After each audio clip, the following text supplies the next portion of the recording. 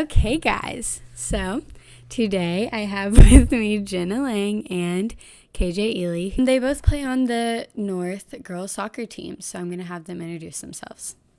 Hi, I'm Jenna, and I play soccer for the Columbus North women's soccer team. I've been a varsity captain for the past 2 seasons. Hi, I'm KJ Ely. I'm a 4-year varsity starter, and I'm also team captain. Okay, so these girls are here today to talk about stresses that student athletes face, considering they are both very good at the sport that they do. As of recently, if you guys don't know this, Jenna has suffered a severe injury in her leg. Being a Division I athlete, this has caused a lot of stress in her life. Jenna, how would you describe the mental stress that you have gone throughout this process? So pretty much, it was mid-season, and I sprained my MCL, my PCL, my right knee, so it was a season-ending injury. It was definitely hard not to be able to complete my senior season with some of my teammates that I've been playing with since freshman year, but I think it was even harder not being able to do like simple tasks, like just walking on my own, or being able to work out like I always do. But I think ultimately it was just a big mental game of me trying to push myself to be better and to get better. And I think having to stand on the sideline while watching my teammates play rather than playing with them. I remember being at that game and like seeing in your eyes after the person was taking you off the field and just making eye contact with you, and then you just start bawling your eyes out. And I just remember everyone in the stands were just feeling that hurt of like, this isn't just a normal I just knew injury. Was wrong. Yeah. And I remember you were screaming and crying, and everyone was like, Jenna doesn't do this. Jenna doesn't cry. Jenna doesn't do it. Like, it was crazy. Mm-hmm. And I know that it was tough because it was your senior season, and so you didn't get to finish it out strong. But I told you, I was like, at least you got to do Northeast. At least you got to play in your senior night. Mm-hmm. There are a lot of things that could have gone worse, but it was definitely a hard it thing to definitely go through. changed my perspective on things. For sure. So KJ, how did it feel just as a team to play without Jenna? How was the team camaraderie different? Did you guys play differently? Well, obviously, Jenna's a really big asset on our team, and she's so strong, like, mentally and physically. And, like, when she's on the field, she makes such an impact. So it definitely was, like, a big challenge being without her. But I think we really all stepped up, and we had to figure it out because there was no other option. I agree. I remember hearing from what my mom told me and what a lot of the parents were telling me was that it gave other athletes on the team an ability to stand up and like get stuff done, where originally I think a lot of them knew that, oh, we're going to win this game. Jenna's playing, you know? I mean, she scored most of the goals and she did help out a lot. So I think it did give you guys an opportunity to step up, and Jenna, it probably did give you a good opportunity to watch from the sideline and deal with that, because I'm guessing you've never sat in the sidelines before. I kind of had to take on a different role and kind of coach rather than play and help out in some way. Yeah. So why don't you go into your scholarship? I know that you're going to University of Michigan, but what was it about Michigan that made you make that decision and make that decision so early? So I committed a year ago in October. Originally, Michigan really was never really on my radar. I had never really thought about the school, but I knew that I wanted to go Big Ten just because it was semi-close to home. But Michigan is 4.5 hours away, but not too far from home. But whenever I was looking into the program and everything, the coaching staff kind of stood out to me and kind of what they represented. It's an all-female staff, which is really cool to me because you don't really see that around the country in other programs. But I think, obviously, the academics of the school, you can't really go wrong with anything you study there. And I think I fell in love with the campus whenever I saw it. So even though it wasn't on my radar before, it definitely stood out to the other schools I was looking at. So was it hard to commit to a college so early, knowing that you would probably get other offers later on? Well, at that moment, I had kind of narrowed down my search to about 5 schools around the Midwest or in proximity. But once I committed, usually schools don't really offer after that directly to you, more so to your like club coaches. I think committing that early, it was always the thought process of, did I make the right choice? Did I do this? Did I do that? But I think like me sticking with it for over a year now, I think I've definitely made the right choice, and I'll definitely like enjoy my time there. Yeah, I think if you could go back, or if you had the same decisions, the same colleges reached out to you either then or now, I think you would still choose Michigan. Yeah. Which is very reassuring to know. So KJ, I know that Jenna's going to Michigan. Do you have any plans on playing soccer in college, whether it's competitively or just joining for fun? Soccer has been a part of my life the past 13 years, and I know I'll always have some part in it.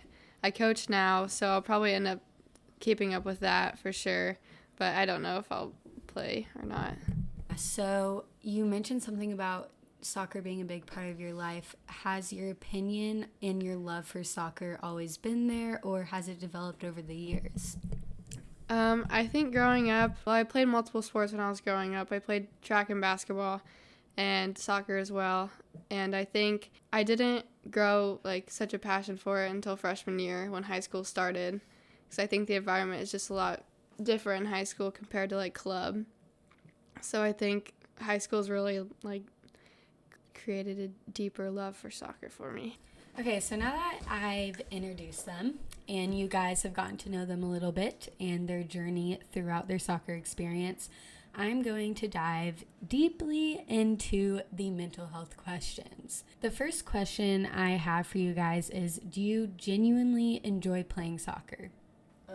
I'll go first. So I would say over the years it's kind of changed for me. You can probably say the same, but whenever I was little, it was always about like getting the trophy or just kind of having fun without the stress of thinking about playing for a college. But like as you get older and you kind of go on to different levels of soccer, there's definitely the stress of, oh, you can play at the next level or something like that. But I think the, I guess, background or hidden thing behind the games and everything kind of changed as you got older, because it wasn't really about winning the trophy anymore. It was kind of about, you always have to perform well because you never know who's watching. I agree with that. I still always enjoy winning the trophy. It's not changed that much, but I think soccer is like sort of a relaxing thing for me. Like after a stressful day of school, I would just get to go to practice and be with my friends and family basically and just enjoy my time there. Well, with Jenna, I know for you, it might be a little bit different because you aren't able to fully enjoy the high school soccer experience. I mean, obviously you get to be on the team, you get to interact with the teammates, but you're thinking, I can't get injured, I can't blah, blah, blah, who's watching this game, blah, blah. And it's like, to me, if I were in your position, it would be hard to enjoy something so much if I had so much pressure on me. I think definitely the goal this year was not to get injured, but that obviously didn't happen. But I think that high school soccer honestly is like my de-stressor from club, just because club is always so intense and I never get to play with some of the girls in high school that I have to in club. So like playing with KJ or like some of my other teammates is a good opportunity during high school season. Yeah, I agree.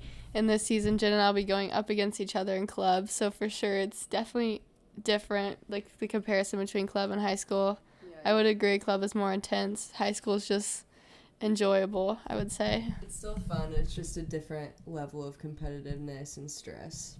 So, diving into stress a little bit more, since you guys mentioned that, what are some stress aspects that go into preparing for the game and then also playing the game and after the game? Obviously, it depends on what team you're playing against and the level of difficulty it will be, but could you go into how that works?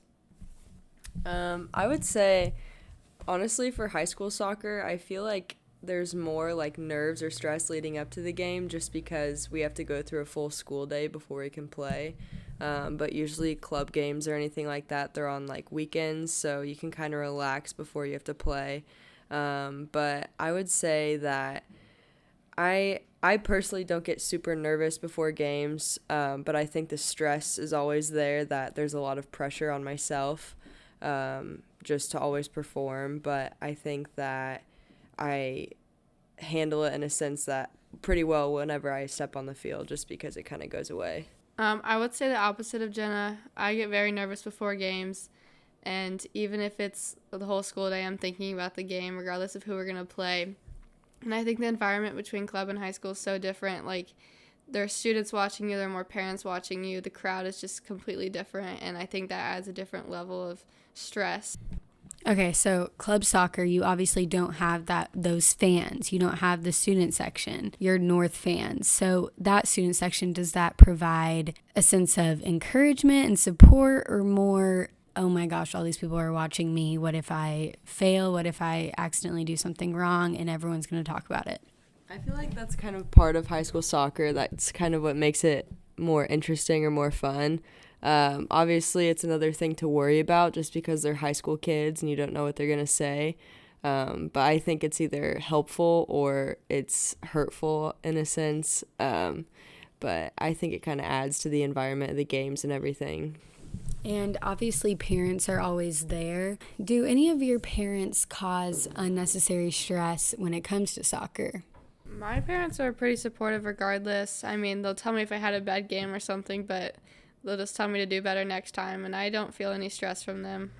Well, that's nice to know, because I know a lot of athletes do have parents that their whole life is watching their kid play, and it's a very important thing for them. Yeah, I would say mine's a little bit different from KJ. I think both my parents are definitely very supportive, but at the same time, they expect a lot out of me for practices and games and to always kind of do my best. So whenever I don't really play very well, they're the first people that I hear from about it. So going along with parents, are there any coaches that you feel the same way? yeah, I've had the same coach since I was like 8 years old. KJ has had him as well, but he's definitely helped me like get to where I am today, but at the same time, it's always like another added amount of pressure. I would say that's who I feel the most amount of pressure from, is my club coach, just because of how hard he pushes me. So to end this portion, you guys talk about so much about pressure, so much about stress, and everything you have to deal with going into playing a game, going into practices, going into after high school year. How do you get through that stress? I feel like playing and everything, once you like start playing the game, it kind of just goes away. But I think like ultimately throughout the season, like people get in arguments or just like short-tempered in season. I think that it's just part of like what it is, but you just have to have a lot of team building and team chemistry throughout the season to kind of make sure it flows right. Is there anything you guys do after a game, if you've had a bad one, that helps you de-stress and calm down? I would just say the next day at practice, usually if like something gets heated during a game, right after the game, it's fine. Like, it's no hard feelings or anything. It's just tension build up during the game. So basically you're saying that all the stress you get leading up to the game kind of goes away once the game is played. Yes. Yeah. So a lot of people listening to this podcast will assume that KJ, since you've been playing with Jenna since freshman year, and she is probably one of the best athletes in our town, that you are living in her shadow, or you've never had that chance to shine, in a sense. I mean, has that ever bothered you? How have you kind of handled that? I've been playing with Jenna since we were probably like 8 or 9. I always knew who she was. You could always see her on the field. You knew how good she was and like how hard she worked. She's earned everything she's like gotten and received. I don't feel any pressure or stress, honestly, because she's earned everything. And I think that we're a team, and her ability is definitely nice to have, but I don't feel any pressure from it because it's a blessing to have on the field with her, and I love playing with her. So once you got injured and you didn't have that blessing, how did your role change in the soccer team? Well, something our team has been known for, like in recent games, is how we've battled adversity. I think that Jenna's injury goes along with that because, I mean, obviously we relied on her a lot, and like seeing her go down in that game, obviously everyone knew right away like what we were gonna lose. So I think it changed a lot, but I think I picked up slack, and I think everyone else on the team did because we wanted to still go far. We wanted to do it for Jenna. We wanted to do it for ourselves. I think we figured it out. So how far did you guys end up going? We made it to regional semifinals, and we took a pretty bad beating in that game. So you did beat a lot of teams, though, that you ended up tying in the regular season with Jenna on the team. So that must have been a huge accomplishment for you. Absolutely, yeah. I think, like I said, we all stepped up. We knew what we wanted, and we worked hard for it, even without Jenna. I bet a lot of the girls were surprised and felt their confidence going up, knowing that they could do it. They could achieve. They could win without their star player. Yeah, I mean, I honestly don't think a lot of people believed in us, like especially going into sectionals, playing Center Grove, because we did tie them in the regular season, and we were expected to lose, and beating them was just such a good feeling because we didn't have our star player, and we could do it without her, and we all stepped up. I think that really united us as a team. And Jenna, how did you kind of navigate that mentally? I mean, you want to be that supportive cheerleader for your team, but you're looking from the sidelines wishing that you were in there and able to play and able to go far and take your team far. I think that game, or those games in general, honestly, that was when I was the most nervous, was just because I felt out of control, and I couldn't really do anything about any of the plays or anything. So I think mentally it was a big stretch for me, but I think the mentality of all the girls before the games in sectionals was great, and I think that they pushed themselves and left everything on the field. But ultimately, I think it stretched my mentality and kind of how I had to react during those games as well. Even without Jenna, like, on the field, she was still there for us mentally, so it definitely helped us having her there because you could always hear her cheering on the sidelines and coaching us, and it was like she was on the field with us, so I think that definitely helped us. And that takes a lot of mental strength to be able to have to deal with this injury that could be life-changing, but still be able to cheer on your teammates, still be able to be that support system. Well, I think ultimately I knew that my role on the team had changed. Even though, like, I wasn't able to play, I wasn't able to do this or that, I knew that they could get it done, but I knew that I needed to take on a different role as well, and help them in whatever way that I could.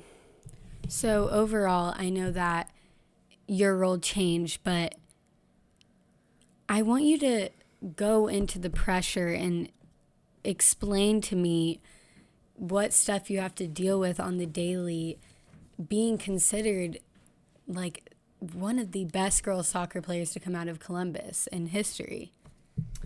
I think it's definitely like a lot of eyes are on me during the season, just from other parents, coaches, or anything. I think that morally I have to make the right decisions, just because a lot of like younger players look up to me, and a lot of parents are watching me as well. But I think that ultimately I handle the pressure pretty well. I think I usually don't get like super nervous before games or anything because it's just better whenever I start to play and everything. But I think having that pressure also like makes me push myself even harder. Jenna's just so strong, like, mentally. I think she drives everyone on the team to be better because we all want, like, especially during the past few games, we wanted to make her proud, and like, because I know it was hard for her to not be there, we wanted to do it for her. And I think that she deals with the pressure really well because she's been through a lot, even with like her injury freshman year, and she's just really stepped up even with those setbacks. And it's obviously hard because you know that eyes are on you. You know that every single move you make could be sent to the coaches and get you kicked off of Michigan and ruin your scholarship. And so it's hard to have that high school experience and be able to interact with friends without constantly in the back of your head thinking, oh my gosh, like, what if this gets taken out of context and I end up getting in big trouble? Yeah, so I definitely think that there's a lot more eyes on me than I think there is. But I think ultimately it's what is worth it to me. Maybe like a couple hours of fun, or like being able to really succeed at Michigan and in my future. So I think it's just outweighing the negatives and kind of looking at what could be. And I think you've matured a lot from that. I think you are the most respectable person. I mean, anyone else in your position that has this skill would not take it lightly. I mean, you are humble about it. You are disciplined. You are mature beyond your years. And I just think that's an insane accomplishment and something you should be proud of. Very deserving. Thank you. So these girls have been my best friends for a long time now, and I've watched them grow up and kind of grow into themselves as players and individuals throughout their high school experience. And it was cool to be able to feature them on this podcast and get their opinions. And I hope this helped you guys realize that every athlete, even Division I, faces hardships. And that's something that you guys can all take to heart. Thank you for watching. I love you all. Goodbye.